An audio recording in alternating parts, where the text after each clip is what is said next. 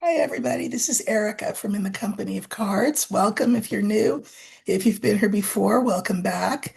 This is a channel for those of you who are new where I use a system called Lenormand. It's a German slash French system of card reading to look at the issues of the day. I had a woman uh, uh, write a comment the other day that said, this makes no sense. I don't understand what any of these cards are about.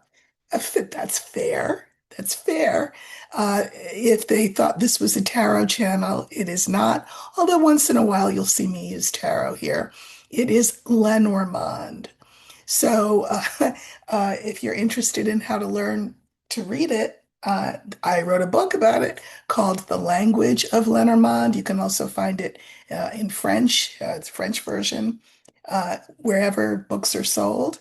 I have a course that you can take at your own pace. And a lot of people, I'm just so delighted to say, have been learning a ton of Lenormand just by watching the work that I do here.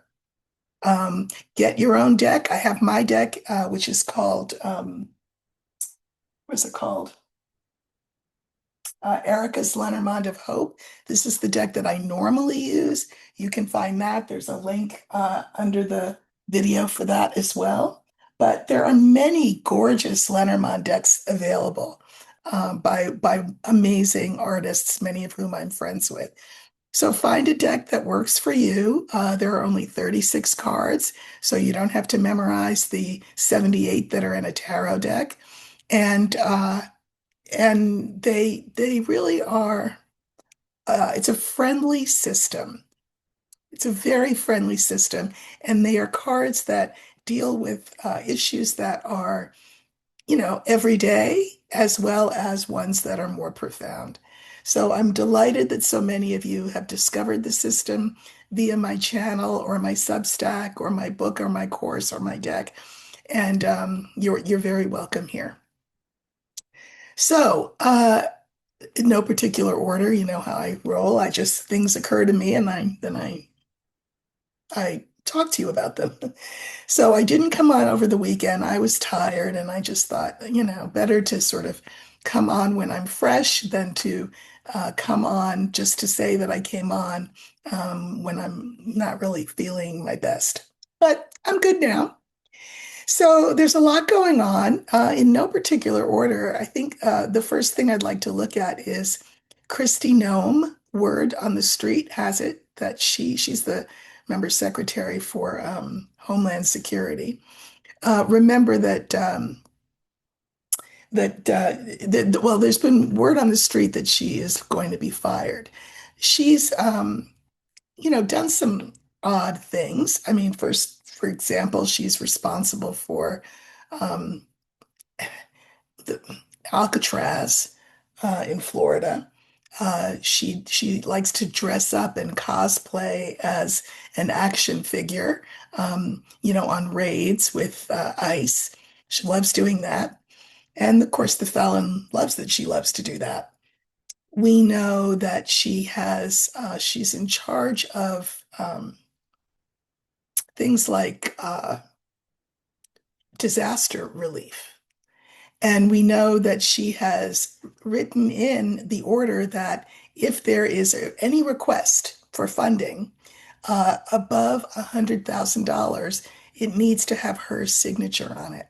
Now, to you and me, of course, $100,000 is a lot of money, but in the world of disaster relief, it's not. And so, what that means is that there is a huge backlog of requests for aid, for assistance, for help. And it's backlogged because she hasn't gotten around to signing off on these requests. So that's not good. Also, apparently Stephen Miller is not happy because he doesn't think that enough facilities are being built in a timely enough manner for him to incarcerate people, which she would also, of course, be in charge of. So I think he is leading the charge against her. Apparently, the icing on the cake is that she is married and is having entertainment purposes only, and allegedly, as they say, an affair with that awful Corey Lewandowski. You can Google him if you want, but he was a member of the first Trump administration and not a good guy at all. I don't know why that would make any difference whatsoever to anybody because, I mean, that's the least of what she's done. But I don't know. They're saying that that will be the pretext on which she's fired. That Corey Lewandowski is making all kinds of decisions together with her, and they're not the right decisions, etc. Bottom line, I think Stephen Miller is behind this. So let's look at her future. Now, she was interviewed, well, not interviewed, well, yeah, asked by a reporter whether she was going to get the axe. And she said, she flipped her hair and said, well, I don't know what that's supposed to mean, but anyway, flipped her hair and said, well, I serve at the pleasure of the president and I love him and I think he's doing wonderful things and I'm so happy to work for him. That's her audience of one, but that doesn't mean anything one way or the other. The question is she going to get the axe? So I will let her be the first woman who pops up. There are two in the deck, and whichever one pops up first, that will stand for Kristi Noem. And we would like to know what her future holds in terms of her current job. Okay, so let's look. They say that she could be fired by the end of the year or, early in January. So we're just looking for the card. There she is. Okay, so that will stand for Kristi Noem. I am using the Mary Bell Lenormand, which is sort of a holiday Christmas card uh, deck. And,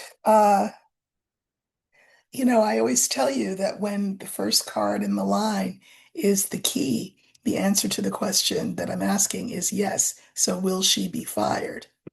Uh, and so following key, we have mice, we have Kristi Noem, who's a woman, we have fox, and we have stork. So I think she is, yes, going to be fired. I think that this is about sort of being diminished. And I think she's really worried about it and anxious. Maybe that was what the hair throwing was all about.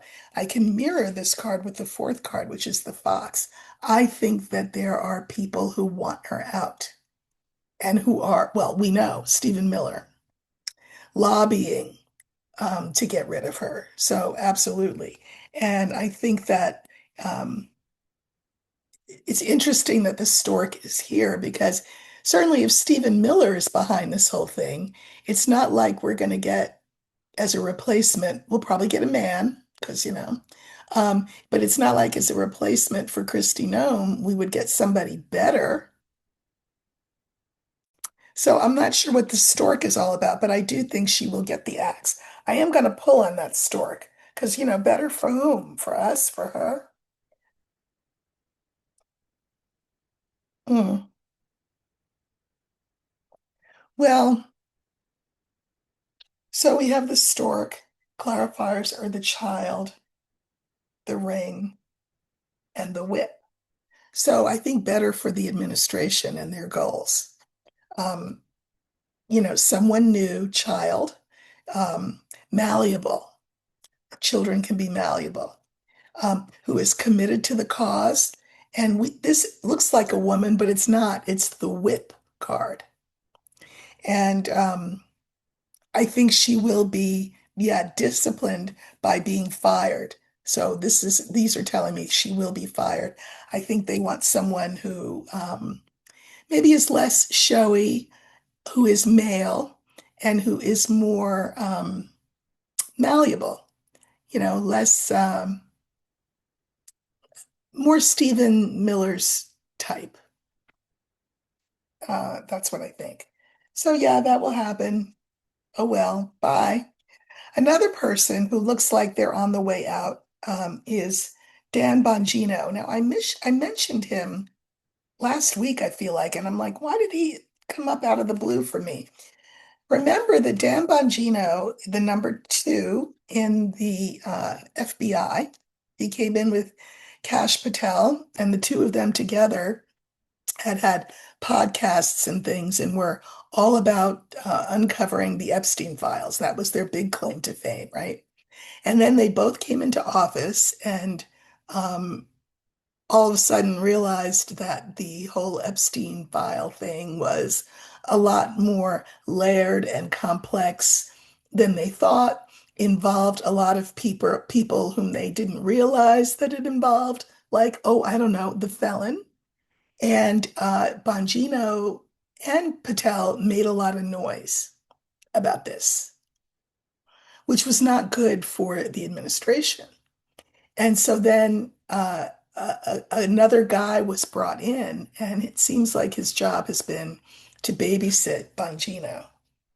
Uh, he is probably the guy who will take over for Bongino and could, in the end, take over for Kash Patel if Kash Patel gets the boot, because he's another embarrassment. This is more of a kind of an establishment type guy. He's no better than they are. He's just less loud and more of a glad hander type of guy. Less unappealing, we'll say. I'm not going to say he's appealing, less unappealing than they are. So will he quit? And well, I think he will quit, but what I want to know is why? Why will Bongino quit? So, which I have two men in the deck. Whichever man comes up first, that will be the man that stands for Bongino. And I want to know, why is he leaving? I think he's been, again, muzzled, kept on a very short leash, told that he needs to go along to get along, and that if he does uh, go by the rules of the road, in terms of not making noise about this Epstein stuff, because of course now he knows a lot of stuff because he's been in that job, that he will be, I think, rewarded. And that if he didn't keep his mouth shut, he would be punished. So he may be just tired of being on a short leash. I don't know. So let's just look and see why is Dan Bongino leaving? Or at the very least, why is there that buzz that Bongino's going to leave?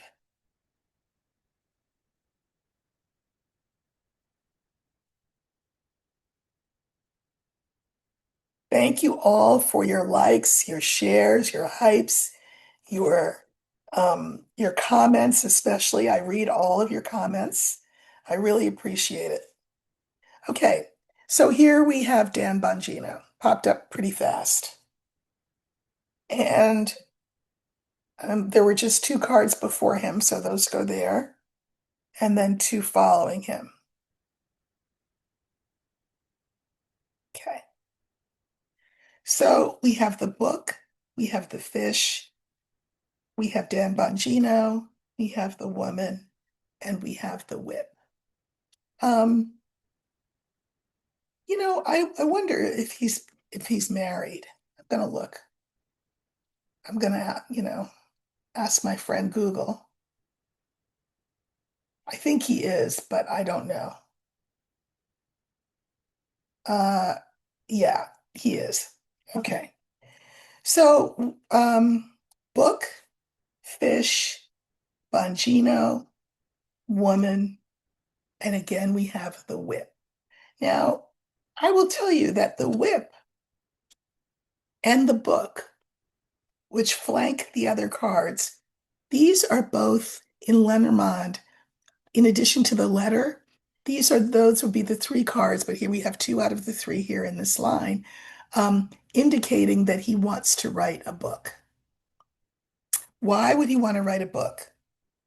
Because it would be lucrative for him to do some sort of tell-all. I think that's what he will do. And I think he has the support of his wife in this. So I think he's leaving to come out from under the thumb of that guy that was brought in to babysit him, to mind him, to keep him in line. I think he's sick of it, and I think he's ready to write a tell-all book. So, don't they all? Anyway, bye, Dan. Okay, the next thing that I thought I would look at is I heard some disturbing news about Arizona Senator Ruben Gallego. He's a Democrat, and there is word that he is thinking about putting his hat in the ring, as are so many others, for president in 2028. And that's not the disturbing news, because like I said, a lot of people are going to throw their hats in the ring. But there were a series of text messages that were divulged by a friend of his that were, I'm going to say, in my opinion, homophobic and sexist, both. One was talking about a colleague of his who I guess he and his friend consider ugly, and had fun bantering about that back and forth. And then the other comments were some version of homophobic. And I think it's interesting that he is running for, or thinking of putting his name in for president, because it makes me wonder about the party itself. They put that guy Ken Martin, is that his name? As head of the Democratic Party. And I guess the message was, we're tacking to the center. Here's this milquetoast white guy. We don't want to rock any boats. We don't want to make anybody mad. We don't go for what we call identity politics. So screw all of you, 92%, etc., because, we've got you in our pockets regardless. So what we need to do is, make the middle of the country happy. If that is their position, shame on them. I'm sure that my saying that will, you know, that and a dollar won't buy a cup of coffee, but nevertheless. And the fact that now again, he didn't think that these texts would be disclosed. But when he was called out about them, his only comment was, oh, it's really disappointing that somebody whom I considered a friend would divulge private texts between us. Like, in other words, he didn't say, ooh, my bad, I shouldn't have said those things, or I didn't really mean them. So that means that everything he said, he did mean. And some of those texts, it was something to the effect of, we need to be more, I mean, I don't know how to put it, more appealing to the conservative voters in the country. So, what question did I want to ask about him? Oh, will will his tacking to the right, you may see it as left, but mirror image. Will his tacking to the right hurt his chances um, in a amongst his constituents? I'm just going to put it like that, like whether he runs again for Senate or whether he runs for president. I don't think he's up for election for Senate for a while, but um, will his tacking to the right, how will that affect him in the eyes of his constituents? And I think I'll use birds. No, let's see. Yeah, birds. What will people say, his constituents, what will be their take on his tacking to the right? And I know this might seem like, well, who cares? But if he's going to throw his hat in the ring, we need to know. Okay, so we're looking for birds, and this is the birds will stand for Senator Gallego's constituents, and we want to know. how they will take his comments that seem to make the case that he's more right wing than they or the rest of us realized. Well, where is it? Where's the card? Ah, sometimes I talk so much I don't know. Okay, here we go. Sorry about that. Okay, so this is Ruben Gallego, who's a senator from Arizona's constituents, and what the buzz will be about his conservative stance.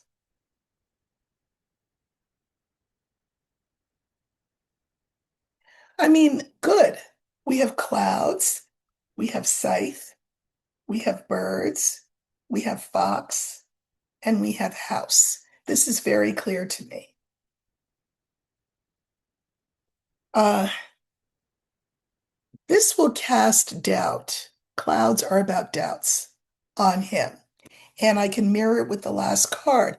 Cast doubts on his appropriateness, we'll say, for the White House.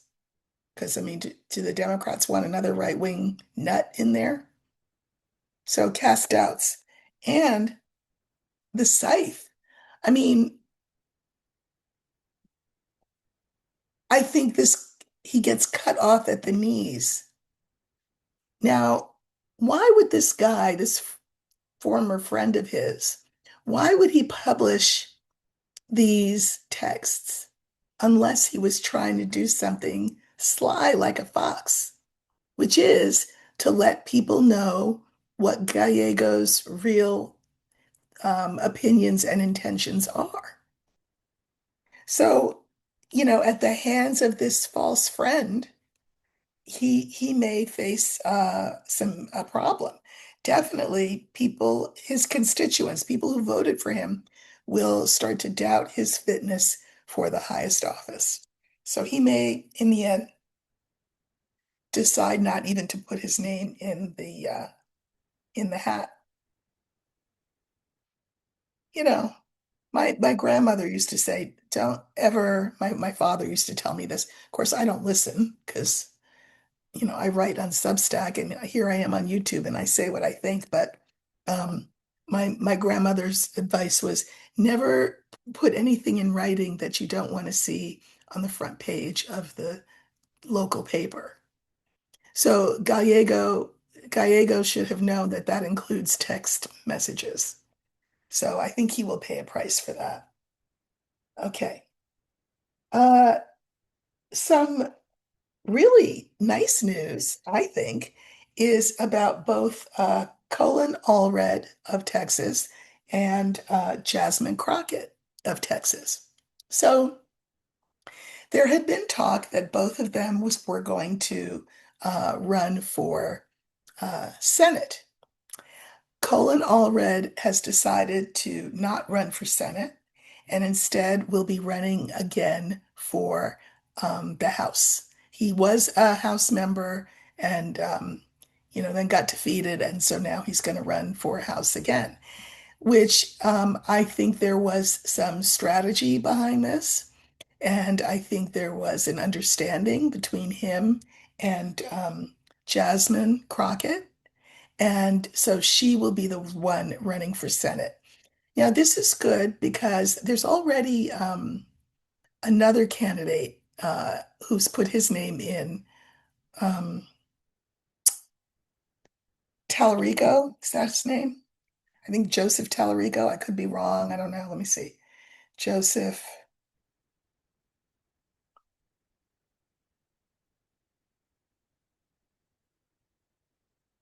Did I make that up?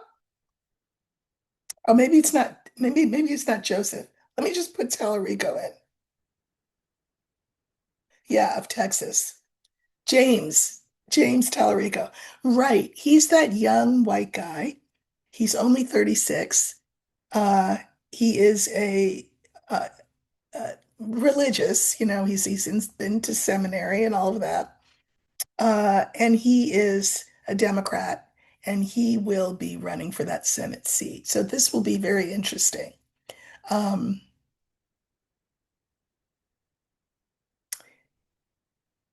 He was a public school teacher. I mean, seems like a nice guy, Tallarico, but this will really tell us a lot because we know who Jasmine Crocket is. I've just told you a little bit about Tallarico. If it's a race between the two of them, and there may be more in the Democratic field, we don't know. I talked about this tacking to the right of the Democratic Party. Uh, I'm not sure that this is what people want, even in Texas, maybe even especially in Texas. So it'll be very interesting to see how the two of them do in a primary against each other. So I think that's what I want to look at. Again, there may be more people. I think what I'll look at is just how will Crockett do? No, no, I'm going to do both of them. Somebody asked me a question. I did this for some other political race, and I used one deck, and I pulled five cards for one candidate, five cards for another candidate. This is a little bit of a Lenormand lesson. And then I read what I read. Oh, I know it was on Afton Bain, and I saw that she would lose. And so before the race, before we knew the outcome, some people were very upset that I saw that she would lose. And one person said, "Do you think that maybe you're doing it wrong by um, using one deck and pulling five and then five because you're taking certain cards out of play for each of them?" And what I said was no, because it's like it's a it's a language. Lenormand is a word language, right? So you know how you can say the same thing multiple ways. So if things looked rosy for both of them, like let's say um, that the way the race was going to go is that it would be tied. I could easily have seen good cards for each of them. Just like I could have seen bad cards for each of them. Different cards, but still bad, or different cards and still good. So I can use one deck and ask this question about two candidates, right? So what I'd like to know is I'm going to look at Tallarico and I'm going to look at Crockett, and I want to look at them, uh, pitted against each other for the primary. This is the Texas Senate primary. As I said, there could be more people who step up. I'm not sure. So let's just look. So we will pull Tallarico. I'll pull five for him. Remember, it's Texas we're talking about. Uh, and then I will pull five for Crockett, who, of course, has national name recognition. She's a Black woman. Maybe for once people will listen to the 92%, but I'm not holding my breath. Again, if there's this instinct to want to tack to the right, Tallarico could win. So these are Tallarico's cards,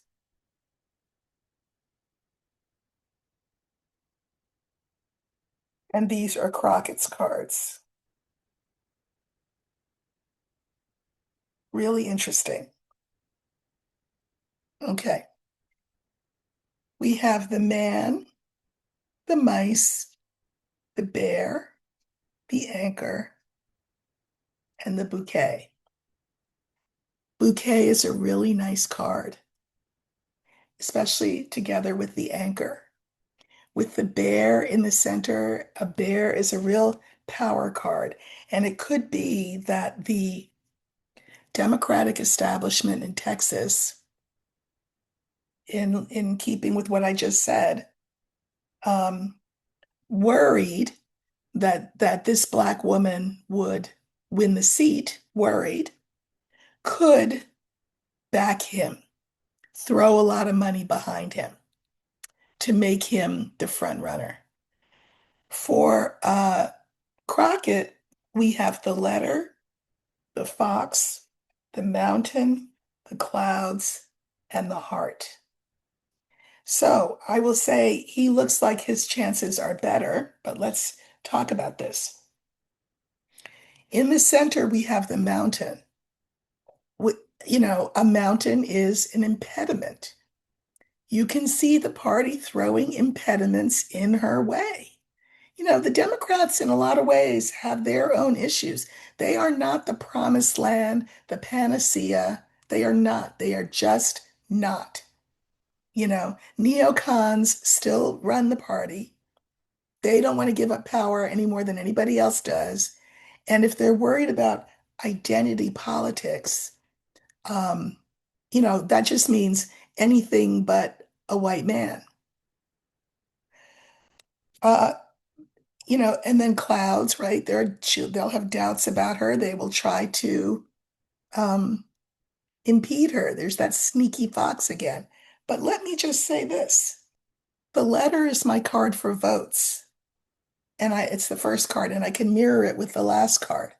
So letter mirrors heart, which tells me that however the party itself would like to move, people love Jasmine Crocket.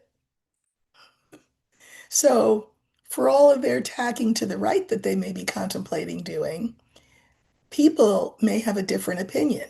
Look at what happened in New York in the mayoral race. Look what happened there. The traditional Democratic old school people did not want Mamdani, but the people said, we do. And guess who is the mayor of New York? This could be a similar thing. So she would need to raise tons of money in a very grassroots way. I contribute to her, and I live in California. I don't live in Texas, but I do. I think she speaks truth to power, and I think she's great. So it looks like, why do we read cards? Not to see what's written in stone, but to see a certain trajectory. What does it look like things would be, all things being equal? If you like the trajectory you see, that's great. If you don't, change it, right? Information is power. Forewarned is forearmed. So as things stand now, Tallarico, it looks like, will have the backing of the old school Texas Dems. But again, I think that Jasmine Crockett will have the voters' hearts. And, just like uh, us peasants can come for uh, Versailles and unelect you know who, well, we can come for Democrats just like we can come for Republicans.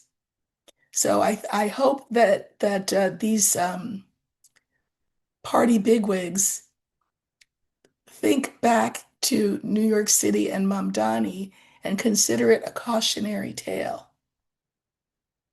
So there's that. Okay. Then finally, and always, I thought I would look at how the felon is doing. He seems to be doing horribly. I mean, he's either asleep or he is tweeting or verbally insulting women who challenge him, women reporters who challenge him. He's just, he's not even creative, you know, piggy, come on, third grade, stupid. He's just, he's a mess. Uh, and I know he's not feeling well. Clearly, he doesn't sleep at night, but he definitely sleeps in cabinet meetings. How's he feeling? Let's just look at this week. How is the felon feeling this week? We will use the tree uh, as our focus card because that will be for his health. Okay.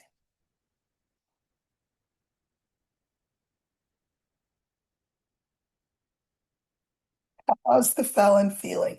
There's all kinds of talk and speculation about what medications he's on. The big talk is about medication to slow down the progress of Alzheimer's. It doesn't reverse it, but it can slow it down. But of course, all medicines have side effects, right? And that can have its own cascading effects that contribute to ill health. I think he's doing quite poorly, but we'll see. Let's see where the tree is and what it's surrounded by.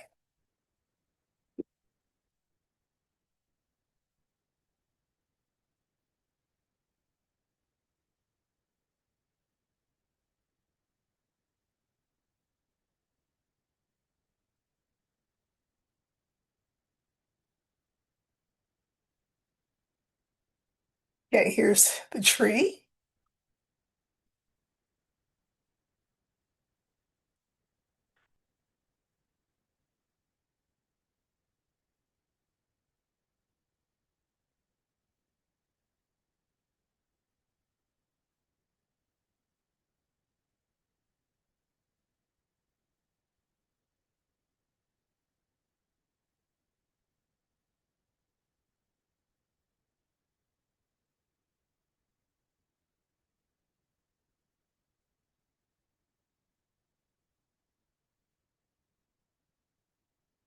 Okay, so we have the man, the bouquet. In the center was the tree, the card that stands for the felon's health, the key, and then the scythe. So I will just say that here's him. I can mirror him with the scythe. So, a lot of the treatments that he's having are involve IVs because this would be the card for IV. And I think that's referencing this maybe experimental drug. I'm not sure, but that's what he's getting. It has been a boon to him in many ways, bouquet and mirrored by the key. These are two really great cards. So modern medicine, probably of a nature that would be unavailable to you and me, especially when the Affordable Care Act and insurance premiums across the board go up. But anyway, available to him have really they are certainly prolonging his life, and we don't have the law of diminishing returns, I don't think quite yet with these these drugs. So here's his health. Clarifiers are the ring, the snake, and the star. So um, these medicines are helping, but here's his health. But uh, the ring, what he's got is not going away. It's chronic. This is the card for chronic as opposed to, acute. Uh, the snake, he is in ill health. And not only does he have these drugs that he's taking intravenously, he's taking a ton of pills orally. And I think that they mess with him, whether it's his stomach or his mind. Um, he's not feeling well because of the drugs that they're giving him. I pulled on the scythe and I got the stork, the woman, and the heart. So I will say that I can mirror the scythe with the heart. I think that medicine is quite the juggling act. And sometimes you can give someone medications for one thing, but it has deleterious effects on some other system, right? Like, I don't know, a good example would be NSAIDs, non-steroidal anti-inflammatory drugs. They'll take away your headache and they'll alleviate your pain, but they jag up your kidneys and your kidney function. So I think that whatever they're giving him is very bad for his heart. But, again, it's a toss up and it's a mixing of cocktails. What are they more worried about, his heart or his cognition? He's the president of the United States. So I'm going to say that they're more worried about his cognition and the appearance of things than they are his actual health. Um, but this woman card is just yin. I think that he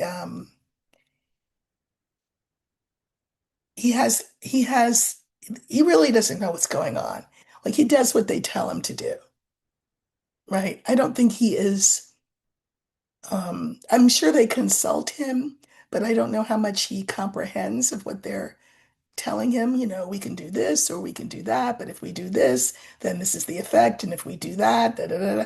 I don't think he processes all of that, which makes this feel sort of like a yin energy to me. But I think the main point is that whatever they're giving him for his mentation, his mental status, to slow down the progress of whatever he's got, it is really not good for his heart. So that's him this week, health wise. Um, and I guess that's as much as I can say about that. I want to let you know that Lena and I, Dr. Lena from Tarot Down Under, have not forgotten you. She's traveling at the moment, but we will be coming together at the end of the year to do a video. And for once, and maybe once, maybe only once, maybe once a year, we're going to look at 2026, and we are going to use our cards. I, of course, will use Lenormand. She will use tarot. We normally don't do that. We normally just talk. But I thought we both thought it would be a fun thing. You've asked us before if we can do like a tandem uh, card pulls, and so we're going to do that towards the end of the month. It'll be after Christmas, but it'll be before the new year, so I'm not exactly sure. I know when we're going to record it, but I'm not sure when I will be airing it. But I'm going to record and air it after Christmas, so you can look forward to that. Before that, of course, I just want to remind you again that I will be doing free personal readings on December 18th. That is a Thursday. And I'm going to do it for 2 hours, but I'm going to split the hours up. I'm going to do it at 1 p.m. Pacific time, and then I'm going to come back again at 5 p.m. Pacific time. So that will be alive. Everyone will be able to see it. Um, but I will give preference to channel members. And if you want to join a channel, there's the join button right under the video, to channel members' questions. If you're not a channel member, you might want to watch anyway, because it's a great way to watch Lenormand in action when I'm not talking about something political or cultural, but when people are asking me, real questions about their real life situations. For those of you who are going to be posing questions, I just want to remind you, I am not a doctor. I am not a lawyer. I am not a financial advisor. Even though I know that I will still get questions on all those kinds of things, I just want to give that caveat. And probably I will be doing, I would say 3 to 5 card readings. So it'll be quick because, there's going to be tons of people who want this. So 3 to 5 cards readings, usually it's five. And people have loved it. I've done it a couple of times before. I did it in October, and I did it at New Year's, I think, a year ago, and people really enjoyed it. So put that on your calendar if you're interested. It's December 18th, and it will be alive. 1 o'clock or 5 o'clock, both of those times, Pacific time. So anyway, thank you so much for all of your support of my work. I really appreciate it and appreciate you. And I will see you again very soon. Take care.